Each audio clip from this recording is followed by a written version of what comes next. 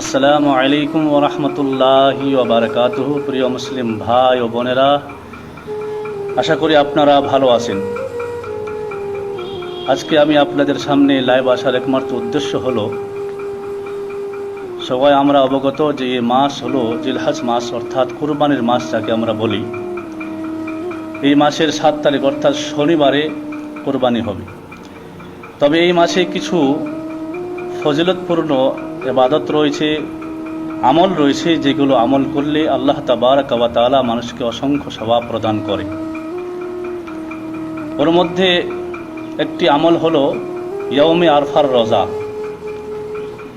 অর্থাৎ জিলহজ মাসের 9 তারিখে রোজা রাখলে আল্লাহ তাবারক ওয়া তাআলা অনেকগুলো সওয়াব রেখেছে।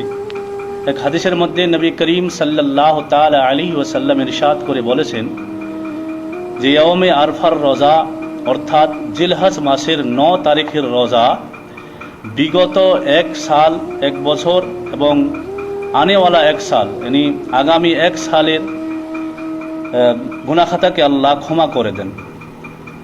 বিরাদরানে মিল্লাত ইসলামিয়া, তো বোঝা গেল অনেক প্রচুর পরিমাণ এই মাসে ইয়াউমে আরফা রোজা রাখলে সওয়াব আছে, যে বিগত 1 বছরের গুনাহ খাতা এবং আগামী 1 বছরের গুনাহ খাতাকে আল্লাহ তাবারক ওয়া তাআলা ক্ষমা করে দেন। এখানে কেউ প্রশ্ন করতে পারে যে আগামী এখন তো আসেনি, গুনাহ এখনো করেনি। তো উলামায়ে কেরাম এখানে বিশ্লেষণ করেছেন যে আগামী 1 বছরের গুনাহ খাতা অর্থাৎ আগামী 1 বছর পর্যন্ত এই রোজার ফজিলতের বরকতে আল্লাহ তাবারক ওয়া তাআলা ওই ব্যক্তিকে গুনাহার কাম থেকে বিরত রাখবেন। তাই আজকে হলো 8 জিলহিজ্জা, কালকে হবে মানে শুক্রবারের দিন, সেটা হবে 9 জিলহিজ্জা। কেউ যদি এই ফজিলত পেতে চান তাহলে অবশ্যই আপনারা এই শুক্রবারে আজকে যে বৃহস্পতি আছে, এই বৃহস্পতিকার দিনগত রাত্রিতে আপনাকে সেহরি খেয়ে শুক্রবারের দিনটাই রোজা রাখতে হবে। এটা ইয়াউমে আরফার রোজা, অর্থাৎ আরফাতে আরফার রোজা বলা হয়েছে। এই রোজার মধ্যে অনেকগুলো ফজিলত রয়েছে। এখন প্রশ্ন হলো যে এই যে রোজা রাখবো, সেই রোজাটা আমরা কোন দেশের অনুযায়ী রাখবো। যেমন এখন বর্তমান আরব দেশে, সৌদি আরবে বিশেষ করে, কালকে আমাদের দেশে মানে ভারতের মধ্যে কালকে আমাদের 9 জিলহিজ্জা হবে, আর আরবের মধ্যে হবে সেটা হবে 10। তাহলে আমরা কোন দেশের অনুযায়ী আমরা সে রোজাটা রাখবো?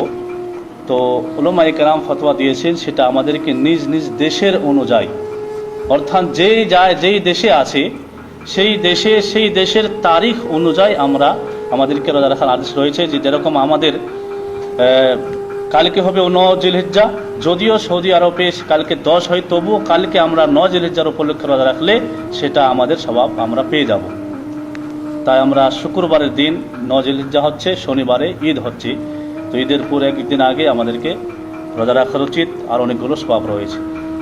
আরেকটি জিনিস সেটা হলো, এই আরেকটি আমল আছে সেই মাসে আরেকটি আমল, সেটা হলো তাকবীরে তাশরিক। অর্থাৎ এই মাসের মধ্যে জিলহজ মাসের 9 জিলহজের ফজর থেকে 14 জিলহজ মাসের আসর পর্যন্ত, মানে 5 দিন ফরজ নামাজের পরে তাকবীরে তাশরিক বলাটা এটা ওয়াজিব। তাকবীরে তাশরিক কি? সেটা হলো আল্লাহু আকবার লা ইলাহা ইল্লাল্লাহু আল্লাহু আকবার ওয়ালিল্লাহিল হামদ। এই কলমাটা পাঠ করা, এটাকে তাকবীরে তাশরিক বলা হয়। তো তাকবীরে তাশরিক বলা প্রত্যেকটি ব্যক্তির জন্য ফরজ নামাজের পরে সালাম ফেরার সাথে সাথে কমপক্ষে 1 বার বলাটা ওয়াজিব। কি? আল্লাহু আকবার লা ইলাহা ইল্লাল্লাহু আল্লাহু আকবার ওয়ালিল্লাহিল হামদ। তো সেটা হলো কালকের ফজরের, শুক্রবার ফজরের নামাজের থেকে শুরু করতে হবে। এটা হবে 5 দিন শুক্রবার, প্রত্যেক 5 ওয়াক্তের ফরজ নামাজের পরে পড়ার পরে শুক্রবার হবে শুরু ফজর থেকে। শুক্রবার, শনিবার, রবিবার, সোমবার, মঙ্গলবার আসর পর্যন্ত পড়তে হবে, তারপরে বাদ দিতে হবে। তো বিরাদরান মিল্লাত ইসলামিয়া, বোঝা গেল যে এই 2টা আমল করলে অনেকগুলো সওয়াব রেখেছে। একটা হলো তাকবীরে তাশরিক পাঠ করা, আর একটি হলো যে জিলহিজ্জার মাসে রোজা, 9 জিলহিজ্জার দিনে রোজা রাখা, সেটা হলো শুক্রবার অর্থাৎ আগামীকাল। তো কেউ যদি রোজা রাখতে চায় তাহলে আগামী কালে, আজকে রাত্রে সেহরি খাবে আর আগামীকাল রোজা রাখবে, সেটা আল্লাহ রব্বুল আলামিন অনেক ফজিলত রেখেছে। আশা করি এই মশলাটা দুটাই বুঝে গেছেন। আসসালামু আলাইকুম ওয়া রাহমাতুল্লাহি ওয়া বারাকাতুহু।